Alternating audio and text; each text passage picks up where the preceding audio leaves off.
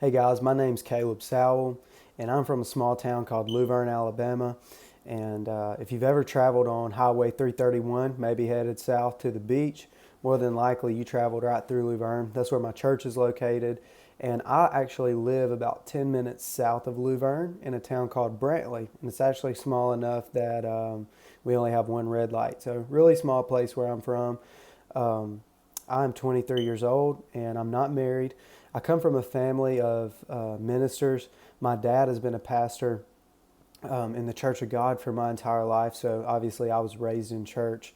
Also, both sets of my grandparents are pastors, and I have several cousins and uncles and stuff like that who are in the ministry, in pastoral ministry as well. And I think that if just on my dad's side, if you were to add up all the men who are involved in ministry, that there are 10 of us. So a lot of ministers in my family, and I'm very blessed and very thankful for my family, and I've been able to learn a lot from them about ministry and also about Christian leadership as well. And that's one of the reasons I'm really looking forward to this course so that I can help develop myself as a Christian leader even more and become better as a Christian leader.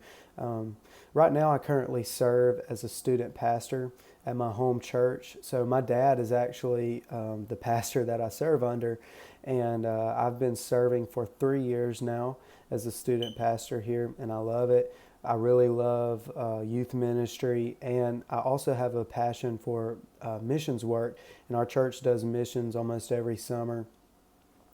We've been serving in Guatemala now for about 2 years, and I really enjoy that, being able to serve there. So at my church, as the student pastor, I am part-time staff. So I also have a full-time job. So my full-time job is that I work in the public school system as a instructional aide for special needs students. And I really love this job a lot because I have a big heart for being able to serve others. So I really love being able to serve the students that I work with at the school and also the students in my youth group. I just love being able to serve others and do things for others, which kind of leads me to my point of my idea of a Christian leader is I believe that Christian leaders should be servants, that the basis of their leadership should revolve around servanthood, and that they sacrifice themselves, their time, their resources, really their lives for the good of others around them in order to disciple others in hopes that someone would come to Christ, in order to elevate others. Just like John the Baptist said that he must decrease so that Jesus could increase, that should happen.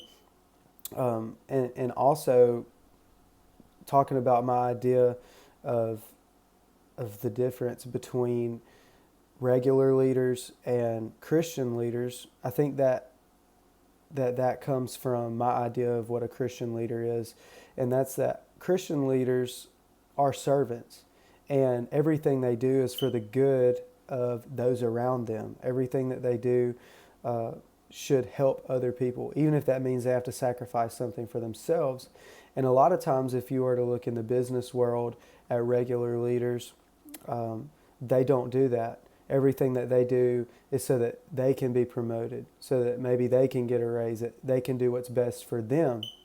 Whereas on the other spectrum, Christian leaders do what's best for others and everyone around them. And Christian leaders, they really sacrifice themselves for the good of others. That's what they do. That's what really Christian leaders are called to do. And I've seen many times with different people in my family who serve in the ministry where people may have mistreated them. The people that they were serving may have mistreated them and treated them very poorly, but they still sacrifice themselves to help those people, which is what Christ teaches us to do. And a verse that's always stuck out to me as far as what biblically a leader should be is found in John chapter 13. And right here in this verse is where Jesus, who I think we can all agree, the greatest leader to ever walk the face of this planet, he humbles himself to the lowest place, the lowest position of a servant. And in the scripture, what he does is he washes his disciples' feet. And and we know that the disciples they were wearing sandals. More than likely their feet were very dirty. They were even stinking really bad, no doubt. But Jesus humbles himself to the lowest position and he serves them. And what we see in verse 8 is Peter speaks up and he said, Jesus, there's no way I could ever let you wash my feet, no way. And Jesus says, unless you let me wash your feet, basically, unless you let me serve you, you can have no part with me. And then Peter says, no, Jesus, don't just wash my feet, but wash my hands and wash my head as well. And in this scripture, what we see is the greatest leader to ever walk the face of the earth. He says that he is a leader. And he says, unless you let me be who I am, unless you let me be a servant to you, you can have no part with me, because that's who I am. And so to us as developing Christian leaders, I think what we can take from that is that Jesus calls us to be servants in our leadership. He calls us to sacrifice ourselves and to humble ourselves even to the lowest place in order to serve others, in order to be good to others, in order to help them become the best that they can be.